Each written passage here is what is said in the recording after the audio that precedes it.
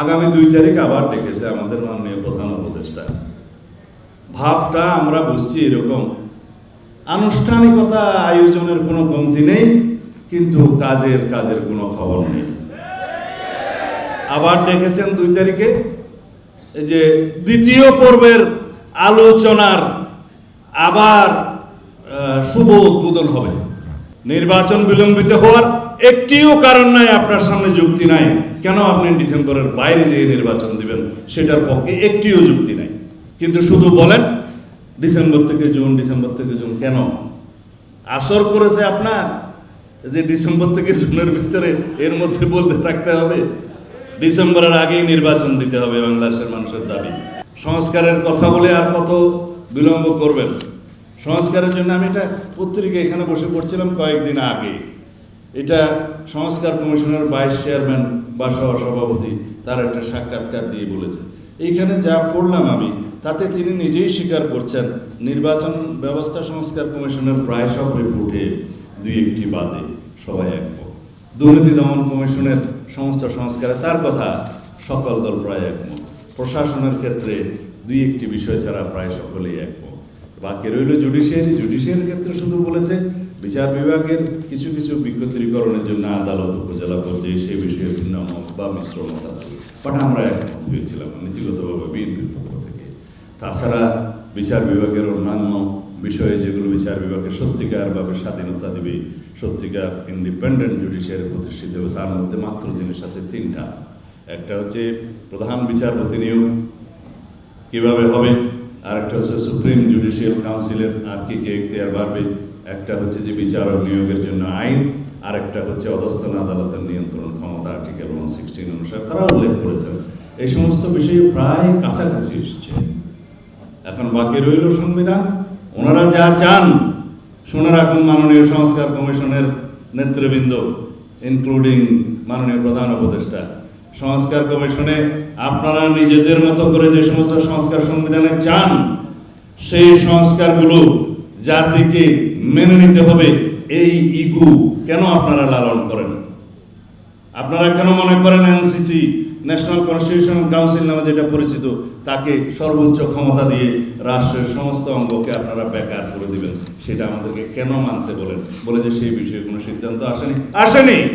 আমরা আমাদের কথা বলেছি যে এনসিসি একটি অনির্বাচিত বিষয় এবং তাদের হাতে রাষ্ট্রের সমস্ত অঙ্গের ক্ষমতা কোনো একটা সময়ে যখন সংসদ থাকবে না, সেই সময়ে তারা যখন এক্সারসাইজ করবে, তাকে 4 জন, তার মধ্যে প্রেসিডেন্ট একটু ইনডাইরেক্টলি নির্বাচিত, বাকি সবই অনির্বাচিত, তাদের কাছে আপনি পুরো রাষ্ট্রের জিম্মা দিয়ে দেবেন? তারা এই সমস্ত আরো কিছু কিছু অভিনব সংস্কার প্রস্তাব নিজেরা দিয়েছে। মনে হয় যেন আমাদেরকে বাধ্য হয়ে সে সমস্ত সংস্কার প্রস্তাবে একমত হতে হবে। তাহলে তো এটা বাকশাল হয়ে গেল। যদি সংস্কারের সমস্ত প্রস্তাবের মধ্যে আমরা একমত হওয়ার জন্য আপনারা কন্টিনিউয়াসলি পার্সু করতে থাকেন এবং ব্লেম দিতে থাকেন যে এখনো পর্যন্ত এই বিষয়ে ঐকমত হয়নি। আমরা লিখিতভাবে বলেছি, আমরা আলোচনা করেছি কি কি বিষয়ে আমরা কাছাকাছি এসেছি এবং কি কি বিষয়ে একমত, নীতিগতভাবে একমত, সেগুলো কম্পাইল করে আপনারা জাতির কাছে প্রকাশ করেন।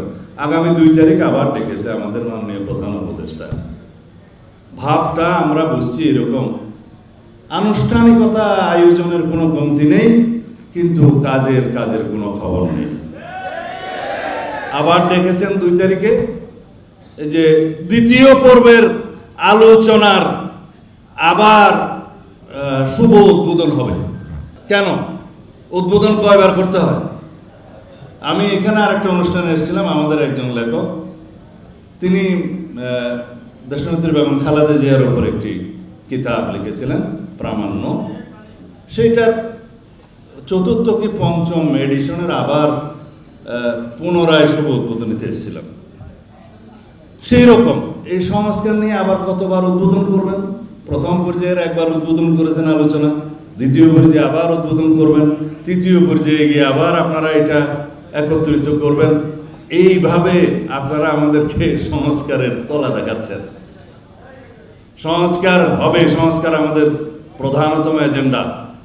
তার চাইতেও বেশি জোরে বিচার হবে ফেসিবাদীদের বিরুদ্ধে, যারা মানবতা বিরোধী অপরাধে জড়িত ছিল। সবাইকে কাঠগড়ায় নিয়ে আসা হবে আমাদের সর্বোচ্চ এজেন্ডা।